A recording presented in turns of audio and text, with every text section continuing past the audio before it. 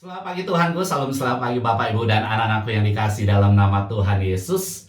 Sebelum kita masuk dalam ibadah, ada pengumuman untuk kita semua. Berhubung saya sedang menyelesaikan kuliah doktoral dan diharapkan akan selesai tahun ini juga, maka saya butuh konsentrasi serta waktu yang cukup banyak. Oleh sebab itu tayangan Selamat Pagi Tuhanku setiap Sabtu, hanya setiap Sabtu, tidak ditayangkan mulai Sabtu depan. Demikian harap dimaklumin serta minta dukungan daripada setiap kita yang menonton YouTube ini. Mari kita menyembah Tuhan.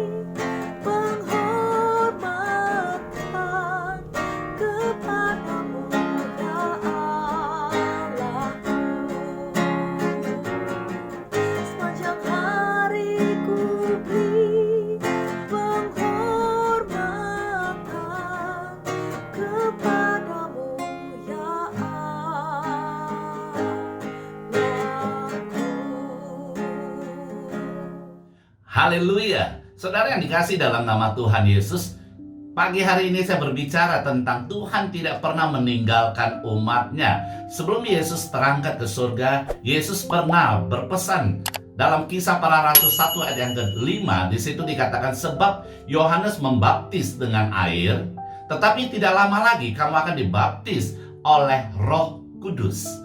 Baptis sebagai tanda orang percaya menerima Tuhan Yesus sebagai juru selamat. Yesus berkata lagi di dalam Kisah Para Rasul 1 ayat yang ke-8, di situ dikatakan, tetapi kamu akan menerima kuasa kalau Roh Kudus turun ke atas kamu, dan kamu akan menjadi saksiku di Yerusalem dan di seluruh Yudea dan Samaria dan sampai ke ujung bumi.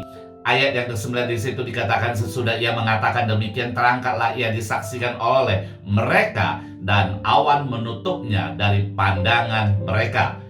Saat Yesus terangkat, disaksikan oleh banyak orang. Oleh sebab itu, yang percaya kepada Yesus bisa memberitakan Injil. Yang bukan pengikut Yesus, seperti beberapa filosof di zaman itu, mereka bisa menuliskan sejarah disertai bukti yang ada agar laku dibaca banyak orang.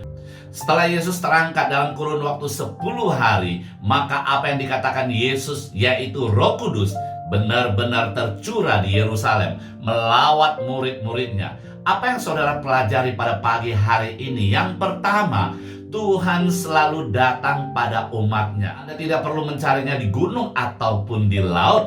Allah omnipresent, maha hadir. Pengalaman daripada kehidupan Daud. Dalam hidupnya ia berkata demikian di dalam Mazmur 139 ayat yang ke-7. Kemanakah aku dapat pergi menjauhi rohmu? Kemana aku dapat lari dari hadapanmu? Karena dimanapun, baik di gunung ataupun di lembah, Tuhan tetap ada. Yang kedua, tidak perlu engkau melukai dirimu untuk meminta perhatian Tuhan.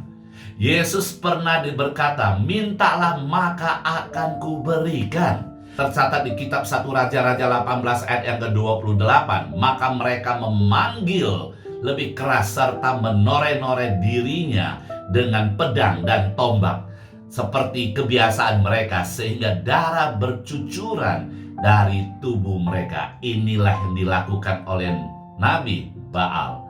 Ayat yang ke-29 tercatat di situ dikatakan, sesudah lewat setengah hari mereka kerasukan sampai waktu mempersembahkan korban petang dan seterusnya. Mereka kerasukan bukan karena punya Allah. Yang ketiga, tubuh kita adalah bait Allah. 1 Korintus 6 ayat yang ke-19. Atau tidak tahukah kamu bahwa tubuhmu adalah bait Roh Kudus yang diam di dalam kamu, Roh Kudus yang kamu peroleh dari Allah, dan bahwa kamu bukan milik kamu sendiri? Apa saja Roh Kudus dalam hidup kita? Kita akan bicarakan keesokan harinya. Sebagai penutup, kita butuh pengertian. Tuhanlah yang menciptakan bumi dan isinya, termasuk manusia. sepanjang kita mau menerima Tuhan, Tuhan selalu ada bersama kita. Tidak perlu ke gunung, tidak perlu menoreh daripada badan kita supaya sakit agar Tuhan memperhatikan kita. Tidak, Tuhan itu adalah omnipresent, selalu ada bersama dengan orang-orang yang percaya. Bahkan firman Tuhan berkata, tubuh kita adalah bait Allah, yaitu tempatnya Allah. Haleluya. Salam sukses milik kita. Mari kita berdoa. Haleluya. Saudara yang dikasih dalam nama Tuhan Yesus, mari satukan hati dan perhatikan daripada ayat firman Tuhan. Jika engkau baik-baik mendengarkan suara Tuhan Allahmu dan melakukan dengan setia segala perintahnya yang kusampaikan kepadamu pada hari ini, maka Tuhan Allahmu akan mengangkat engkau ke atas segala bangsa di bumi. Segala berkat ini akan datang kepadamu dan menjadi bagianmu jika engkau mendengarkan suara Tuhan Allahmu. Diberkatilah engkau di kota dan diberkatilah engkau di ladang. Diberkatilah buah kandunganmu, hasil bumimu dan hasil ternakmu, yakni anak lembu sapimu dan kandungan kambing dombamu. Diberkatilah bakulmu dan tempat adonanmu. Diberkatilah engkau pada waktu masuk dan diberkatilah engkau pada waktu keluar. Tuhan akan membiarkan musuhmu yang maju berperang melawan engkau terpukul kalah olehmu. Bersatu jalan mereka akan menyerangi engkau, tetapi bertujuh jalan mereka akan lari dari depanmu.